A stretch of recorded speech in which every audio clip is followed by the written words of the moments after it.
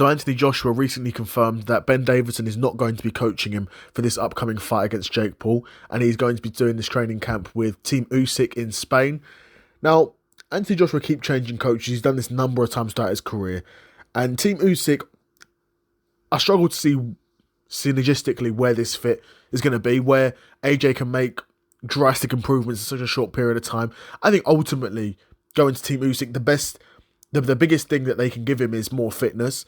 But that's not going to be the deciding factor whether Anthony Joshua beats Jake Paul or not. Which is why, for me, it's a bit of a strange move. Because I can understand if Anthony Joshua was going to be facing someone younger and small or maybe more athletic, I can almost understand going to someone like Team Usyk, because they're known for Usyk pushing a pace that no other heavyweight could really match. And I can understand the appeal to Anthony Joshua, where he by far gave Anthony Joshua his toughest fights.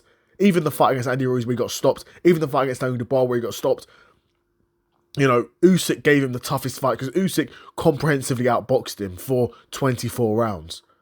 Over the course of 24 rounds. He didn't beat him for 24 rounds, but over the course of 24 rounds, he was comprehensively beaten. So I can understand the appeal in wanting to work with Team Usyk, but looking at what Anthony Joshua is, and this is what seemingly so many coaches failed to be able to do. And to be honest, Ben Davison did do a good job. Now, Anthony Joshua lost a date to Daniel Dubois, partially, yes, because of the coaching, but also partially because of the way Anthony Joshua boxes. You know, he was throwing these rear uppercuts, and honestly, when I see a pro boxer throw a rear uppercut with no setup, you're asking to get knocked out. And often at pro level, at world level, this is what happens. Because why on earth are you throwing a shot which is probably deemed the most high-risk shot you can throw naked? Set it up with a jab. Now, what I'm saying isn't crazy high level. This is the sort of thing that I would expect a good amateur to do, let alone a former world champion. So you're going in there, standing in the pocket, throwing a naked rear uppercut against Daniel Dubois, you get knocked out. In my opinion, you shouldn't be surprised that happens. You can't make those same mistakes again.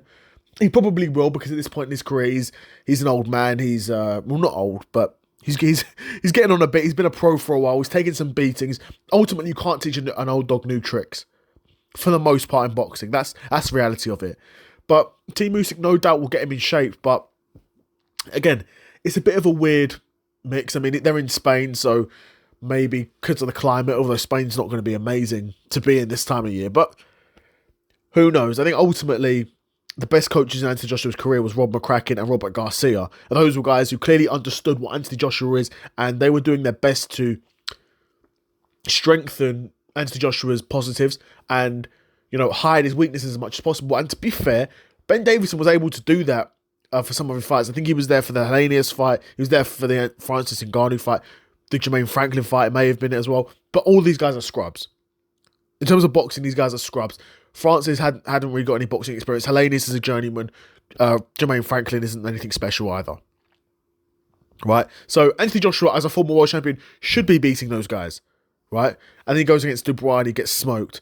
But now he's going to be fighting Jake Paul. So he should still be able to beat Jake Paul. Because again, you look at Jake Paul and you look at him, do you think he could win a European world heavyweight title?